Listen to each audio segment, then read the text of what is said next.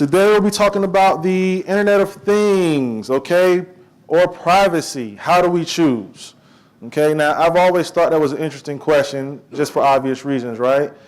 The more connected we become, the more privacy becomes of a concern, right?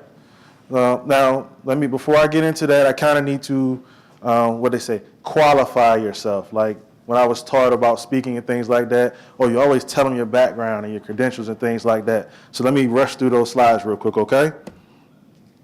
All right, Devon Carter is my name, born and raised in Chesapeake, Virginia. I have a bachelor's degree in electronics and computer networking from East Carolina University, and I did not mean to do that. Master's degree in management with a concentration in information system security from Colorado Tech. I have a little over 14 years experience in IT. Started off as a network engineer and kind of veered off into this security journey, okay? My certifications, I have a few. As soon as they come up, there you go. And we'll just go from there.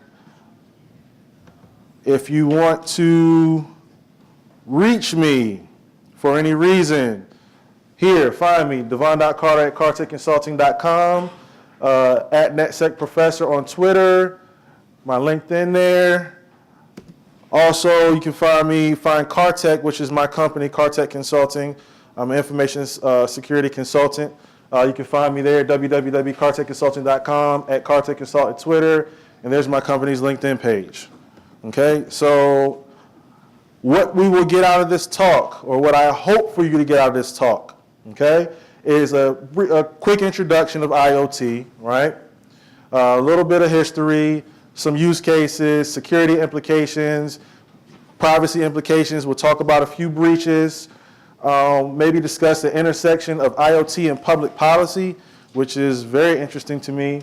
And I have a couple of, or one or two security frameworks that I will show, and we'll talk about some potential solutions from a cybersecurity professional perspective and some things that consumers should be doing to help be more secure when it comes to the Internet of Things. All right? All right. So IoT, I thought that picture was cool, so that's why I put it there. No other reason. All right. Internet of Things. This is a definition from Gartner, right? Internet of Things is a network of physical objects that contain embedded technology to communicate and sense or interact with their internal states or external environment. Wow, that is a very complex definition to say it is a bunch of things talking to a lot of other things over the internet. Literally, that's what it is. When we talk about the Internet of Things, we're talking about your smartwatch, okay, your smartphone, your smart house, your RFIDs, all that stuff, talking and communicating to each other, machine to machine, without much or any human interaction. That's what we mean when we talk about the Internet of Things, okay? And obviously, before I get there. So where did it come from? Kevin Ashton coined the term Internet of Things in 1999, okay? Before that, this guy, I'm sure you recognize his name, Nikola Tesla, okay? That's his picture right there. He had a cool quote, and basically I kind of felt like he was predicting the Internet of Things if you read the quote. When wireless is perfectly applied to the whole earth will be converted into a huge brain, which in fact it is, okay? All things being particles of a real and rhythmic whole, and the instruments through which we shall be able to do this will be amazingly simple compared to our present telephone. I don't know about that. A man will be able to carry one in his vest pocket.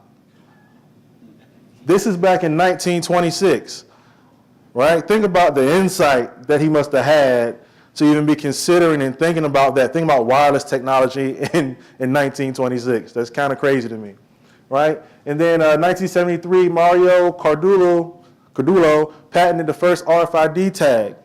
Now, everybody in here is familiar with RFIDs by now, well, I hope, okay? Basically, they're the tags that communicate so you can track things. A lot of it's dealing with manufacturing and supply chain and things like that. I have a special, relationship with RFID. Real quickly, so my daughter was first born. She's 7 now. She was first born, our first child, me and my wife. We were at Rex Hospital, right? I decide I'm going to take my baby for a walk in the hospital, pushing her in a little thing, okay? What no one told me is that they put an RFID tag on your kids. And if you go past this certain barrier, people will arrest you. So I learned very quickly about the importance of RFID tags, right? They had an RFID tag that was tied to my wife and to the baby, and I got too far away from that, and they said, okay, he's trying to kidnap, go. And I just see a stream of people running after me. I'm like, what's going on? Sir, is that your baby? I'm pretty sure. So that kind of scared me. So RFIDs are near and dear to my heart. They protect people from getting kidnapped, hopefully. There you go. Okay? Any other things, use cases. Now, there are tons of use cases, and I'm not going to kind of belay this very long, but basically you see smart appliances, water treatment facilities, putting sensors everywhere, fire and safety, smart plugs, automated drones. Okay, all these things can be IoT use cases, right? When we talk about for the consumers, performance dashboards, customer self-service for quick diagnosis. Think about your heart monitors. Okay, I remember I went and applied for a job at a hospital, and they literally scared me from wanting the job in the interview, because they were like, yeah, we have tags and monitors and tracking of people's heart rates. And the doctors, like at home, monitor this information. So if one of those, if the network goes down and they're not tracking, somebody could die. I'm like, I don't want that type of responsibility at all. So that made me a little nervous about taking that job, right? So that is all playing into the IoT use cases for consumers. Okay, for manufacturing, we talked about it, material tracking, industrial automation, connected operations, unified KPI, key performance indicators. We got any salesmen in the room? Anybody do sales? Wow, nobody does sales, just all tech people. Oh, they're all in ballroom A, right? That's all one person. Well, being able to track your metrics and understand, hey, what do I have available to sell, okay? Or what engineers do I have available to work on this project? All that stuff starts coming into play with how you support your customers, right? IoT is used for those things, okay? Real-time asset and health monitoring, and operations management, ERP, and all that good stuff, right? So implications or security implications related to IoT. This is a very, very kind of, I say it's a big number, right? We're expected to have over 24 billion connected devices by 2020. And I've seen other places where that number is higher. Okay, think about that. 24 billion. How many people do we have on this earth? 7 billion, somewhere down there. So think about that. That means that every person's gonna have at least, 3 devices connected to the internet. And there's a lot of places that do not have electricity and electronics. Think about that for a second. Okay, that's 24 billion. The increase in internet connected devices accompanying nonlinear increase in internet attack surface. So in other words, as all these devices start becoming connected to the internet and talking and communicating back and forth, guess what? Our job is now, who's gonna secure all that stuff, right? We just widen the attack surface exponentially for a lot of bad people to do bad things, right? So we have to keep that in mind. I think it was a statistic, they were like, somebody did a survey of like, I wanna say it was 10,000 homes, right? With 10,000 smart homes, okay? They did a little report or a study, 10,000 smart homes produced 150 million data points per day. Think about all that data. That's all can be used and it's all valuable, and some of it can be targeted by bad people. So we gotta figure out a way to come through that. Here, I asked the question, are companies ready? Okay? As we become more connected, as IoT expands and all these connections grow, think about this stat. Okay? AT&T, they surveyed 5,000 enterprises around the world and found that 85% of the enterprises are in the process or intend to deploy IoT. But look at this. A mere 10% out of those actually feel confident that they can secure those devices. Think about that. From like just a societal impact, we are going to unleash this massive amount of data, this massive amount of devices, massive amount of connections onto the world, but we'll kind of think about how to secure that later. That's what we're saying. So we have huge security implications. Now, the good part about that is, what? Most of us are security professionals. Most of us want to be security professionals, interested in security. Okay? What that says is guess what? We got some job security. Okay? So that's very helpful. I like seeing that number. But it's also scary in that, hey, that's my information too. That's my data. I'm going to be impacted by this stuff. Okay? Now, the big thing, the big reason for a lot of that, and you kind of saw that, kind of alluded to in the last slide, rushing products to market, okay? Too often, it's more important to get products to market so they are developed, then security is bolted on top. That has been an inherent problem throughout security since we even started this game of cybersecurity.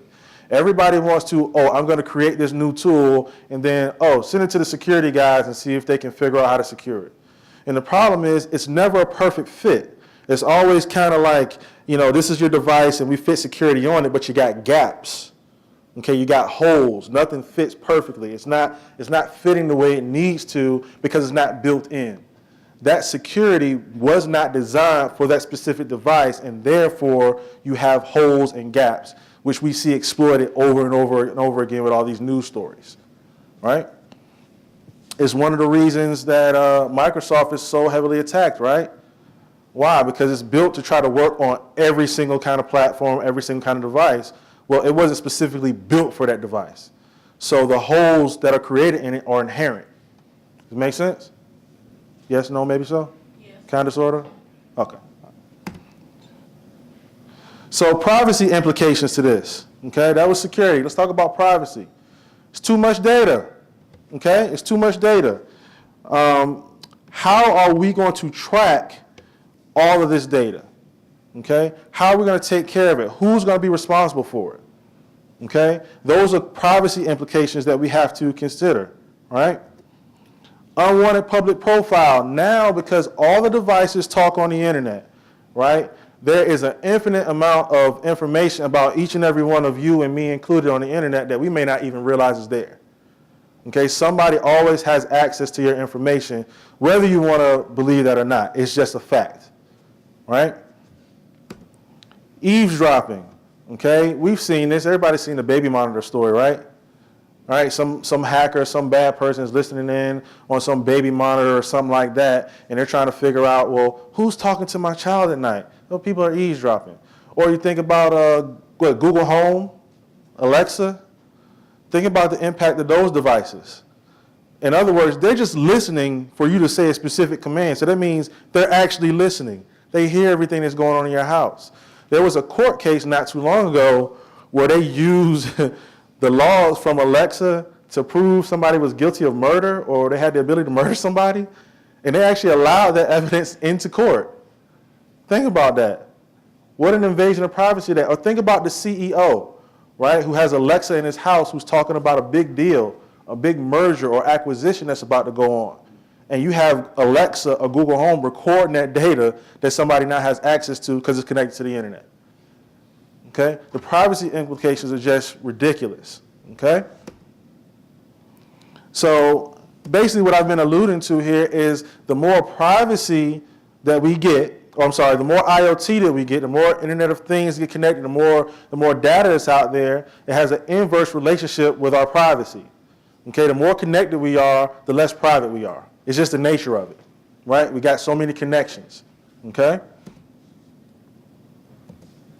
Now, I put good news up here with a question mark, right?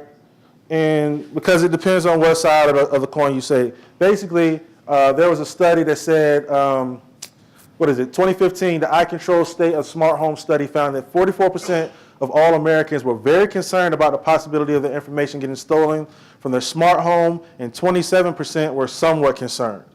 Okay, now that's over what, 70%? Okay, over 70% of people are concerned about that. I would say that that's a good thing. Because what have we been trying to do for years as security professionals and future security professionals and people interested in security? We've been trying to change the thinking of the regular consumer.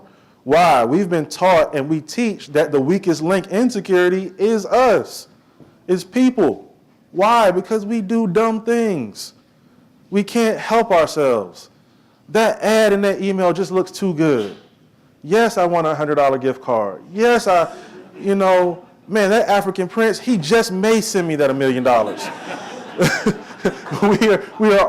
we are just so excited about touching things and getting things. So what this says to me is that, okay, there's a light bulb going off. Something is starting to click for people to understand that, hey, guess what? We have a problem. And now I need to be concerned about my data being stolen. So maybe the next step from being concerned is that they will actually begin to take action. It's a process. Okay, it's taking us this long to get them to be concerned. I don't know how long it's going to take for us to get them to do action. All right? So this is, to me, is good news. Now, I have a few breach examples, and a gentleman over here was kind of mentioning this a little bit ago. The Malware botnet. Okay, this is very near and dear to my heart. Anybody want to guess why? Was anybody here last year's conference? How many of you attended last year's conference? Okay, so we got a lot of new people. Great, glad to have you. If you attended last year's conference, you know that we had a huge printing problem for badges. All printing went down. Anybody guess why? This. Because our printing was through a site, conferencebadge.com or something like that, right? Well, when this bot hit, it took down the site. So we couldn't reach it to print badges, right? This is a huge problem. Anybody want to know what this thing did? Look, IP-based cameras. How many of you have IP-based cameras in your business or your home? Anybody? Yes, no? Okay, I see a few hands.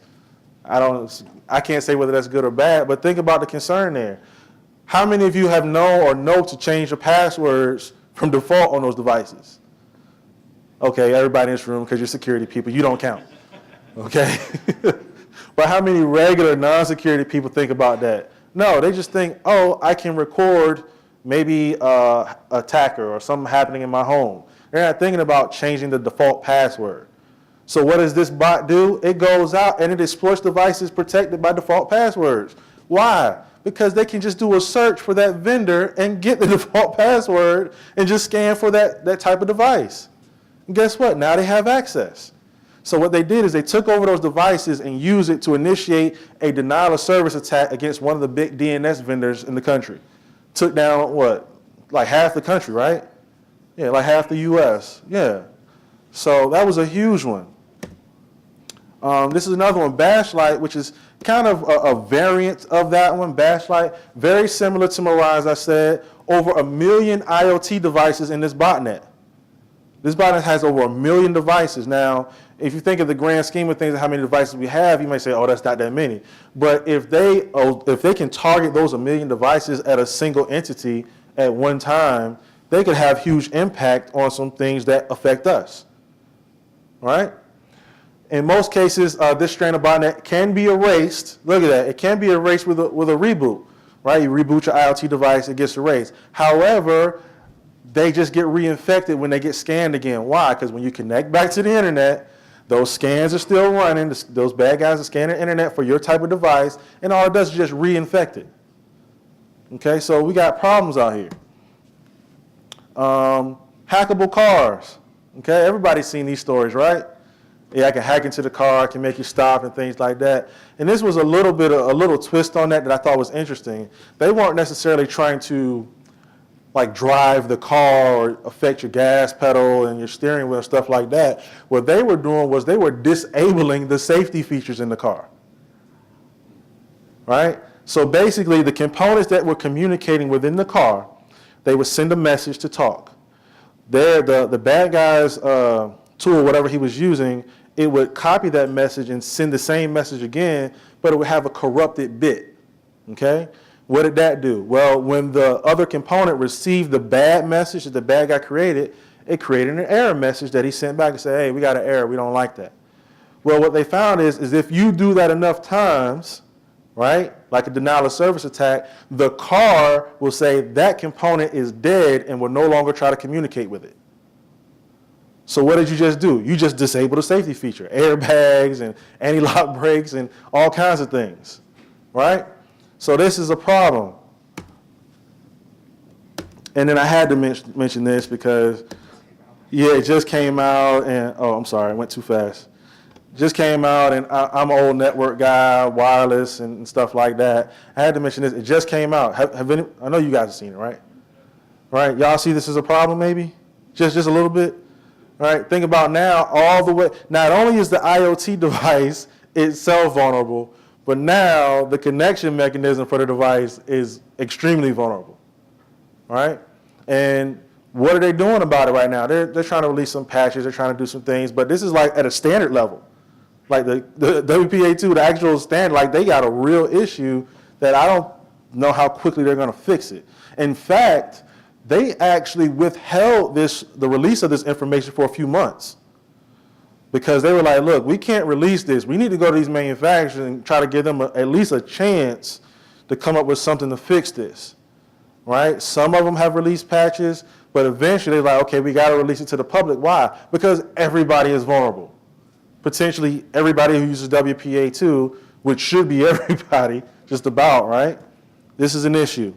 Here, when we talk about this, who owns the data, right? So we've talked about all these devices are talking, all these devices are communicating. We've talked about security or privacy implications. We talked about breaches and things like that.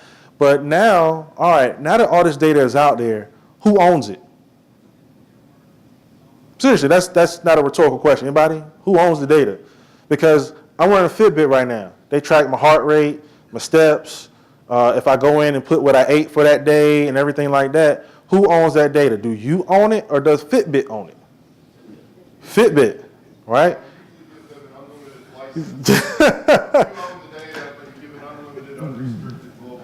Exactly. So now what can they do with that data? Anything they want. Think that's problematic? Just a little bit, right? Think about this. So who's going to shape public policy on in a way that will protect the consumer? Who's supposed to be doing that? What you say? What you say? Yeah, good luck with that. But it's very true, right? You would think, okay, the government should step in and do something, but yeah, agreed. But that's an issue, right? So who's going to handle that? Who's going to deal with that? Economics comes in. So I can have a special account that protects my Fitbit data or that advertising I'm getting if I pay for it. Mm-hmm. What'd you say? $9.95. And you are 100% right. And that's what's happening now, is they are consumerizing the ability to protect yourself. So it's like, yeah, we want access to your data, but if you want to protect it, we can do that too, just $9.95 a month, forever. Okay? Or don't use a device, but I would argue, I wouldn't really argue, I just asked the question, have we really shown any type of restraint when it comes to new technology? We just gotta have it. It's awesome, it's cool. I want it to talk, I wanna fly the drone, I want the new camera, I want the new phone. We don't really have any restraint. Why? Because we wanna buy new things. We like the shiny new toys. So with that knowledge, who's gonna help us with the policies to do that? Okay? Well, I know what I want the answer to be. I would like the answer to be us. Like us as consumers. Like I don't necessarily think the government has to step in. I guess they could do some things. It'd be nice to know that they're paying attention to us. But honestly, us, because, and you kind of get me to my summation, but it's cool. I mean, what we can do is we can stop buying this crap. The same restraint that I said we lack, if we actually exercise it and we stop buying all this stuff that has all these loopholes, I promise you the manufacturers will respond. They'll have to. They want to stay in business. It's economics, right? If you stop buying, it's because, and they specifically get the point that it's because the stuff is not protected. It's not secure. It's too many permissions. If we start sending that message in our purchasing habits, then guess what? They will adjust if they want to stay in business. But that takes a shift, a societal shift, right? It'd probably be a lot easier, maybe quicker if the government did it, but I don't expect them to, especially not with something like that. We have to show it. Because all will happen if the government decides to do it, then those big companies with a lot of money and a lot of lobbyists will then go after the government and say, no, we don't want that passed, and they're not going to pass it. But if we, the ones who are supplying the money for those companies to be able to do that lobbying, if we say no, they'll listen. Okay? So what can security professionals do? Okay? So us as security professionals, we can start to address IoT security explicitly by design. And I know they got the buzzwords, you got DevOps and DevOps and Agile and all these new security things and all this stuff coming out. But we need to understand what that stuff means. Okay, I'm fine with Agile, I'm fine with DevOps, I'm fine with this, I'm fine with that, XYZ, LMNOP, I'm fine with it. Okay, but I want to know that that device has had somebody who has training and expertise in security has been involved in the development of that device. Not that some new idea man said, hey, we can sell that to people. I want them to say, hey, we can sell that to people and it can be secure. I want that all in one sentence. I want that to be their concern. Okay? We need to be addressing it by design. So that means we need to get more people trained.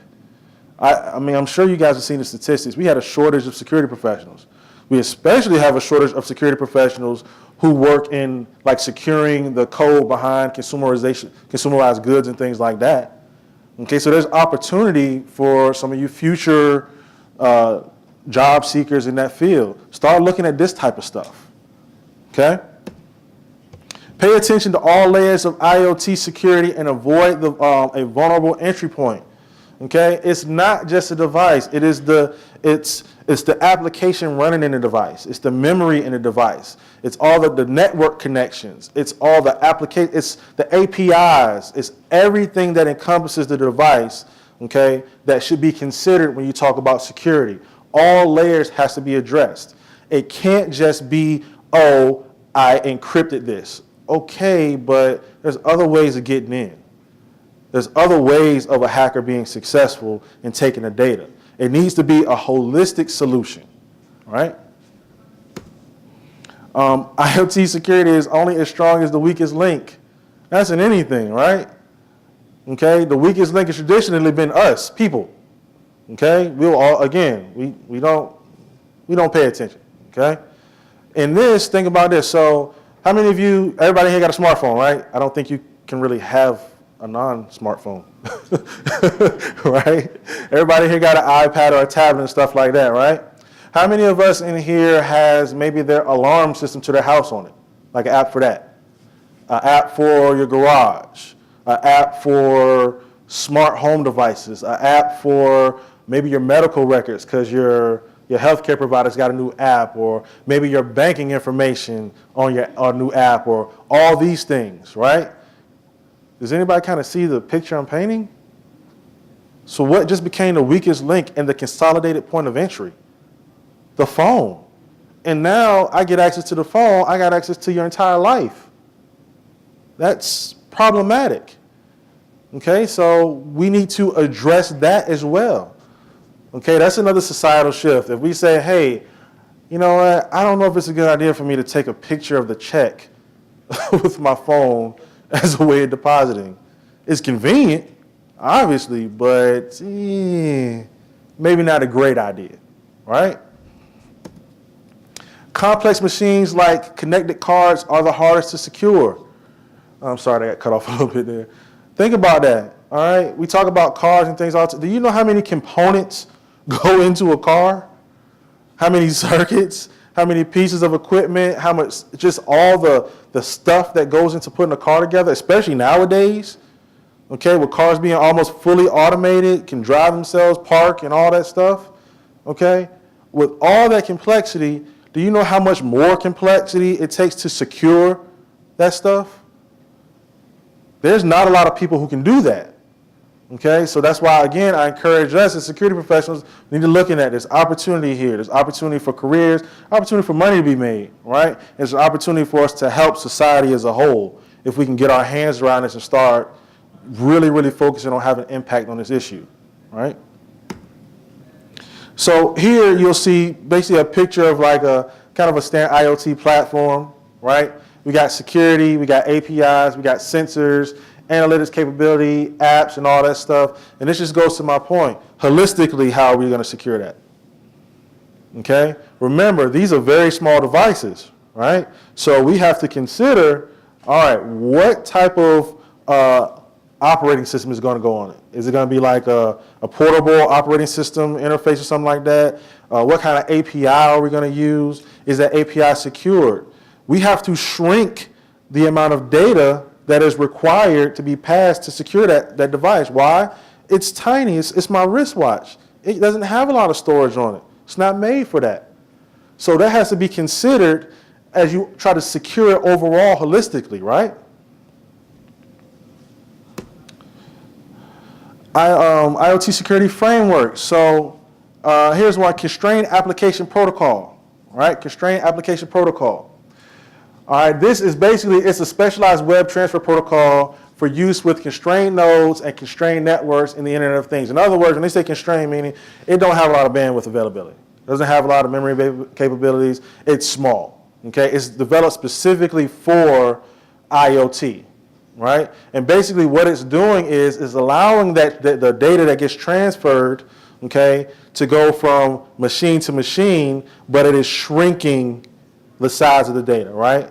So in other words, think about it like this. It says it's using kind of like web protocol. So traditionally, we use the web as the pipe to transmit data, right? Well, what this is using is the web protocols themselves to enable the transmission of the data between the two devices, right? So it's using the REST APIs, okay? It's using, obviously, CoAP, right?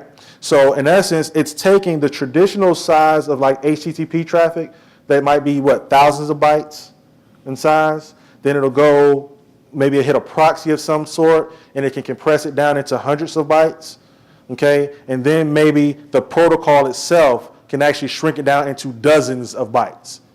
Why that small? So it doesn't require a lot of resources on your wrist, right? Now, that's very important when you consider how you're going to do that long term, right? You don't want these things handling too much data and burn your wrist up and all this stuff. It needs more power and so on and so forth, right? So these are all considerations. Now, the cool thing about this particular protocol, it uses DTLS. You familiar with that? Anybody familiar with that? Transport layer security. Okay. So HTTPS, when you go to a website, secure website, HTTPS, it's using transport layer security. Well, DTLS is the same thing. It's just using UDP. Why UDP? Because UDP doesn't require as many resources. Now, the cool thing about it is that with this, they're able to use DTLS to get to encrypt it literally or similarly to what can be compared as a 3072-bit encryption, RSA. That's tremendous. That's a secure device. But how mainstream is this being used?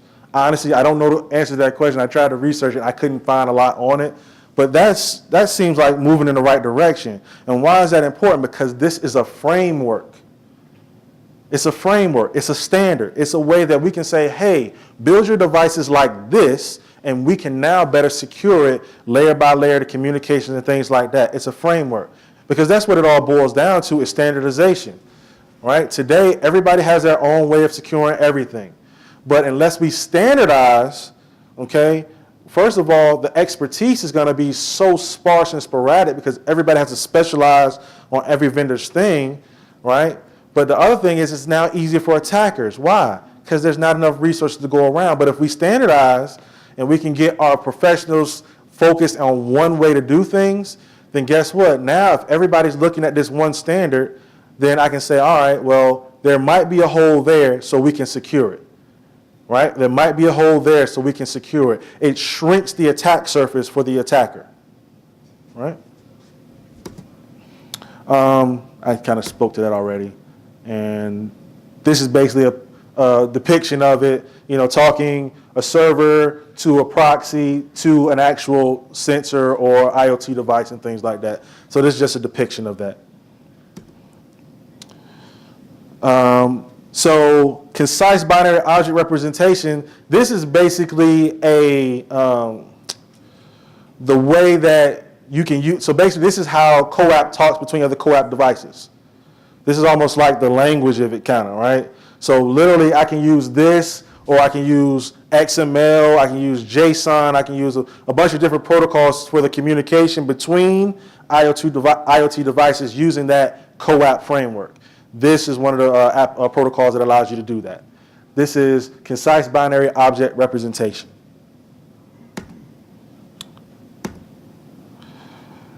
So, and I kind of started going in this direction a little bit already, from a security professional's perspective for solutions, right? We want to talk about IoT network security, okay? How I'm doing on time? Ooh, okay. IoT network security, I got to hurry up. Actually, let's speed through this. Let's do this. All right, so IoT network security, obviously with all these new connections coming about, guess what? New opportunities for hacks. So us as security professionals, this now has to become a consideration. We have to look at a device and we can't just say, oh, it's connecting to the network. No, it's IoT. It is connecting to other devices, machine-to-machine communications. We have to think about the authentication. How are these devices going to authenticate to each other? Okay, what protocols are we going to use? Encryption and PKI. This is talking about encrypting the communication between it, but not just like in transit, but also the data at rest on the device. Can we figure out a way to encrypt that data as well on these small little devices? Security analytics. This is key. Why? Because with all these devices passing all these different pieces of information, guess what? That is a lot of data for us to use to start trying to detect anomalies. Okay, we can use the data too as security professionals to figure out what's going on. Okay, IoT API security. For the most part, I've seen most IoT devices going to REST, a REST type API, application programmable interface. So I think that's good. REST is a lot more solid than some of the other ones, and it talks at a language that most programmers can understand because it's basic. Okay. From a consumer perspective, I encourage you, don't just go out and buy because it looks cool. Research the product, okay? And I got a novel idea, okay? See that privacy policy? We should probably try to read that, okay? Okay? Understand what you are agreeing to and then ask yourself, do I really want to give up my firstborn child for this new smartwatch? Okay, because it's literally that deep. And then you don't need to buy everything. I alluded to this already. Just say no. I know. Just say no. I don't need the latest and greatest. Okay? Why? Because if we keep encouraging manufacturers with our purchasing habits, they are not incentivized to start securing this stuff properly. All right? So my summation. So IoT or privacy, how do we decide? Well, right now I would say the choice is clearly IoT, right? Nobody's choosing privacy, all right? And I alluded to this before, until we as consumers start to change our purchasing habits, start to adjust how we spend our money with these manufacturers, they're not gonna change the way that they protect, the way that they secure these devices, okay? Now, moving forward, like the future, I think the future is bright. I think we can have both IoT and privacy. The big question is that where does that line in the sand reside? Where do we as consumers say, all right, here, demarcation point, thou shalt not pass. If you go past this point of sharing my data, then we will not buy your whatever. Until we get to that point, we're going to struggle. We're going to continue to see these breaches. We're going to continue to see our data stolen. We're going to continue to, I want to overstate it, live in fear of are identities being stolen. Why? Because your data is out there. It's being passed along to everybody on the planet. Okay? So that's it for me. That is the end.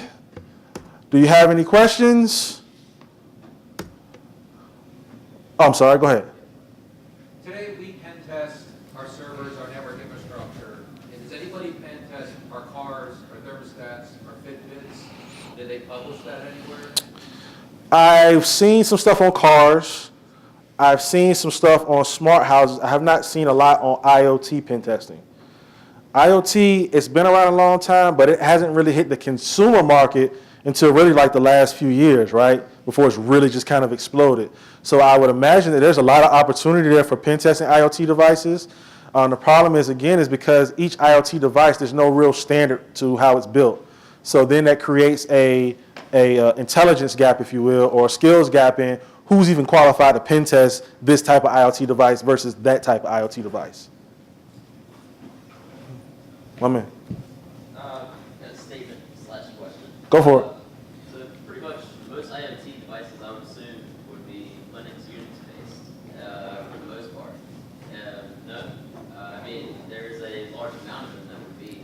So Agreed. Standardize pretty much apply IP tables and firewall rules Mhm. and everything like that.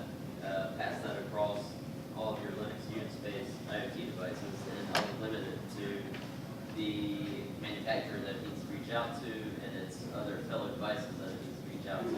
Mhm. So, yeah, lock it down to IP tables, and seems like you can lock down your ports and your IP addresses. I'll be honest with you, I've seen a lot of things online about that same point, and it's a great point. You can get a lot done with that, but the problem is how many different sets of IP tables and rules will you have to create for every type of consumer device, for every application that's being done. That's why I really like standardization. Let's standardize this thing and then start attacking the mechanisms to use to secure it. Right. Yes, sir. What about manufactured devices that have malware built into them? That is a very, very loaded question, and I'll say it is problematic. People are aware of it, but we are so kind of, we do not have manufacturing here, so therefore we don't really have anything to say about it. It sounds bad, but unless we kind of bring a lot of that stuff kind of onshore and start manufacturing in the U.S. and things like that, what are we going to do? The way that you suggested, don't buy. Yeah, and I would love it. I think that can work, but we're far from that. And she stated a great point, this young lady up here. A lot of people do not care. I just want to use that. I like that. But I think if you can identify devices as manufactured poorly, not Mhm. secure, Mhm. again, pen test, have an industry standard, a university drive that, this, Mhm. that, you can say, don't buy this thermostat XYZ, buy this one. These are all the thermostats, I've been pen testing them. These are the ones that are bad, these are the ones that are good. And honestly, they have that information out there. The problem is that I showed in that slide, we're just getting to the point to where we're concerned about security.